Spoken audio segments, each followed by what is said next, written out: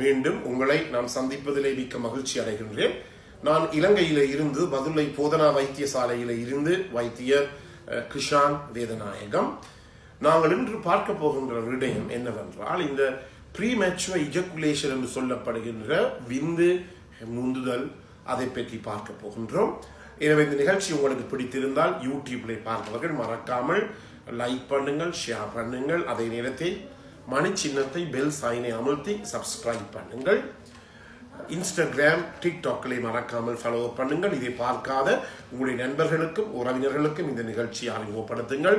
நீங்கள் தருகின்ற அனைத்து ஆதரவுக்கும் நமது மனமார்ந்த நன்றிகளை நாங்கள் தெரிவித்துக் கொள்ளுகின்றோம். அதே நேரத்திலே என்னோட நேரடியாக தொடர்பு கொள்ள விரும்பினால் வெளியூர் நண்பர்கள் 0094 777 35 62 45 மூலம் தொடர்பு கொள்ள முடியும். உள்ளூர் நண்பர்கள் 0777 32 35 62 45 மூலம் தொடர்பு கொள்ள முடியும். எனவே இந்த ப்ரீமெச்சுவர் இஜக்குலேஷன், அதாவது விந்து முந்துதல், அதே நேரத்திலே இரெக்டைல் டிஸ்ஃபங்க்ஷன் என்று சொல்லப்படுகின்ற ஆண்குறி விரைப்படைய முடியாத தன்மை, மூன்றாவதாக ஒரு ஆணினுடைய ஆண் உறுப்பிலே அல்லது அவருடைய சிறுநீர் தொகுதியிலே, அதாவது சிறுநீரகங்கள், சிறுநீர்கான் வந்து சிறுநீர் பையிலே திறக்கிறது. சிறுநீர் பையில ரெண்டு பக்கமும் இந்த முன்னிற்கும் சுரப்பி இருக்கின்றது புரோஸ்டேட் கிளாண்ட். அந்த சிறுநீர் பையில இன்னொரு குழாய் மூலமாக எங்களுடைய ஆண்குறி ஊடாக சிறுநீர் வெளியேற்றப்படுகிறது. இந்த இவ்வளவு இது தங்கி இருக்கின்றது இந்த ப்ரீமெச்சுவர் இஜக்குலேஷனும், அதாவது விந்து முந்துதலும், அதே நேரத்திலே இந்த ஆண்குறி விரைப்படைய முடியாத தன்மை, இரெக்டைல் டிஸ்ஃபங்க்ஷனும். எனவே நாங்கள் இதில் இருந்து அறிந்து கொள்ள வேண்டியது, அந்த இந்த சிறுநீர் தொகுதி, ஜெனிட்டோ யூரினரி சிஸ்டம் என்று சொல்லுவோம், ஒழுங்காக செயற்பட வேண்டும் எங்களுக்கு இந்த ரெண்டு பிரச்சனைகளும் இல்லாமல் இருப்பதற்காக. உதாரணமாக இந்த சிறுநீர் தொகுதிகளிலே கற்கள் இருப்பவர்கள், கல் குழாய் அல்லது ரீனல் ஸ்டோன் என்று சொல்லுவோம், கல் இருப்பவர்கள். அதே நேரத்தில் சிறுநீர் பையிலே கல் இருப்பவர்கள் அல்லது சிறுநீர் காணிலும் குழாயிலும் கல் இருப்பவர்களுக்கெல்லாம் என்ன நடைபெறும் என்றால், அவர்கள் இந்த செக்ஷுவல், அதாவது இந்த ஒரு பெண்ணுடன் பாலியல் உறவை வைத்துக் கொள்ளுகின்ற போது, இன்டர்கோர்ஸ் வைத்துக் கொள்ளுகின்ற போது நான் கண்டிருக்கின்றேன், சில பேர் சொல்லுவார்கள் சடுதியாக ஒரு வயிற்றிலே ஒரு நோய் ஏற்படுவதாக. என்ன காரணம் என்றால், உங்களுக்கு தெரியும், இந்த சிறுநீரகங்களில் இருந்து சிறுநீர் கான் மூலமாகத்தான் இந்த சிறுநீர் பையிலே வந்து சிறுநீர் சேகரிக்கப்படுகிறது. இந்த சிறுநீர் கான் என்பது மிகவும் ஒரு மில்லிய ஒரு அமைப்பு, 1-2 மில்லிக்கு குறைவாகத்தான் அதில் இருக்கும். அதிலே ஏதாவது கற்கள் இருக்குமாக இருந்தால் பெண்ணுடன் நீங்கள் உறவினை வைத்துக் கொள்கின்ற போது உங்களுக்கு தெரியும், ஒன்று மிஷனரி பொசிஷன் என்று சொல்லப்படுகிற ஒரு பெண்ணுக்கு மேலே இருந்து நீங்கள் உடலுறவு கொள்வதாக இருக்கலாம், எந்த பொசிஷனாக இருக்கலாம், எந்த வகையாகவும் இருக்கலாம். அந்த இடத்திலே அந்த கல் ஒரு இடத்திலிருந்து இன்னொரு இடத்துக்கு மாறக்கூடியதாக இருக்கிறது, இடம்பெயரக்கூடியதாக இருக்கிறது, மொபிலிட்டி இருக்கிறது. அந்த நேரத்தில் அவ்வாறு அந்த கல் ஒரு பொசிஷன்ல ஒரு இடத்துல இன்னொரு இடத்துக்கு வருகின்ற போது அந்த கற்களினாலே மிகவும் பாரதூரமான நோய் ஏற்படும். எனக்கு நல்ல ஒரு அனுபவம். ஒரு 2-3 மாதங்களுக்கு முதல் சரியாக 2 மணி எனக்கு தெரிந்த ஒரு 3 வீலர் சாரதி, முச்சக்கர வண்டி சாரதி என்னுடன் தொலைபேசியின் மூலம் தொடர்பு கொண்டார். மதுரையிலிருந்து இறக்குறைய 20-30 கிலோமீட்டர் தூரமான ஒரு இடம். ஐயா, நான் உங்களை வந்து இப்போது அவசரமாக காண வேண்டும் என்று கேட்டால், நான் உண்மையாக அது விடியற்காலை 1 மணி சரியாக நான் கேட்டேன். ஏன் என்று சொல்லி, இல்லை, ஒருவருக்கு இந்த கற்கள் இருக்கிறது என்றபடியினால் அவர் இருந்தா போல ஒரு நோய் வந்தது இரவிலே, அவரால் தாங்க முடியாது, அணுகிறார். அப்ப நான் சொன்னேன், வைத்தியசாலையிலே கொண்டு போய் அவரை அனுமதிங்கள். இல்லை ஐயா, அனுமதிக்க முடியாது, நான் வந்து உங்களிடம் கதைக்கிறேன் என்று சொல்லி அவர் வைத்து விட்டார். பிறகு நானும் என்னுடைய வைத்தியசாலை இரவிலே போய் திறந்து அங்கே இருக்கின்ற அந்த திறந்து போது அங்கே வந்தார்கள்.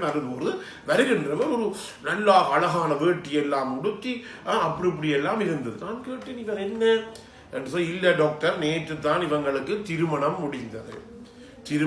அதாவது இன்று, அதான் நான் பார்த்த அன்றைக்கு இரவு தான் அவர்களுடைய முதல் இரவு அல்லது ஃபர்ஸ்ட் நைட்.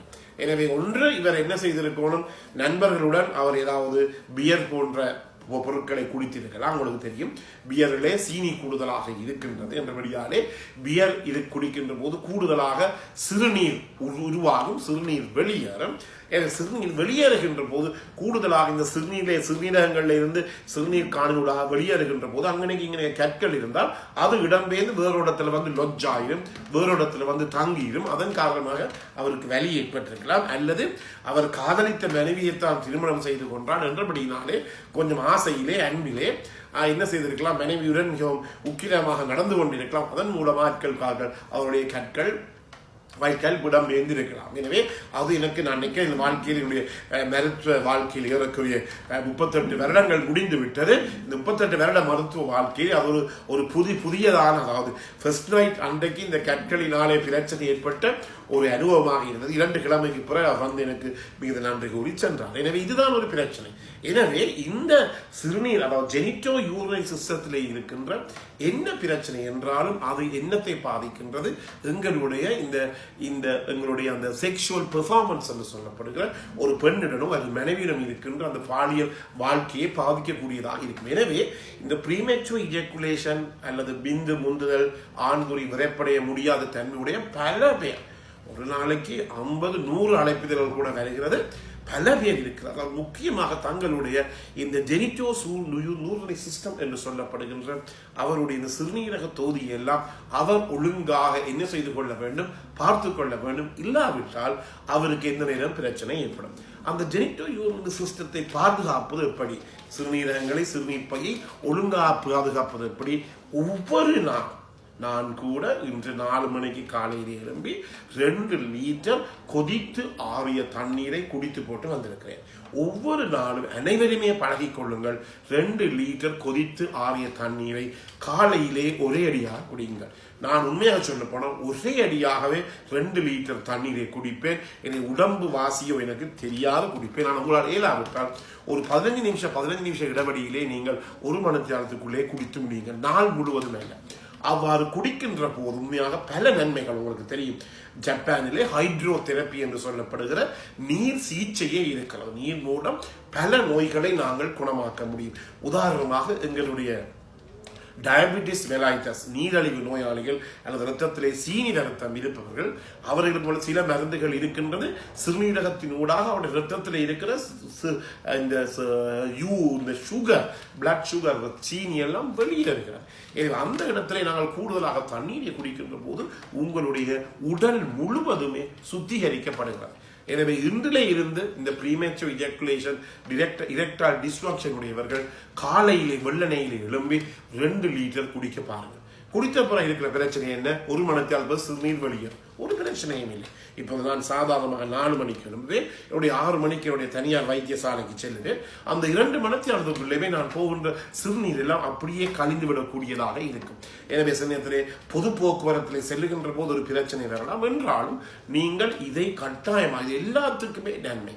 அது ரத்தத்தில் இருக்கின்ற கொலஸ்ட்ராலாக இருக்கலாம், பிளட் பிரஷராக இருக்கலாம், என்னத்துக்குமே இது நன்மை. அதே நேரத்தில் நீங்கள் ஒரு மதுபான பிரியராக இருந்தால், மதுபான மருந்துகளை பிரியராக இருந்தால், உங்களுக்கு கூட நீங்கள் அடுத்த நாள் காலையிலே எழும்பி குடித்தீர்களாக இருந்தால் உங்களுக்கு அந்த சில பேர் சொல்லுவார்கள், மது குடித்த பிற்பாடு காலையிலே சரியான தலையீடு ஏற்படுகிறது.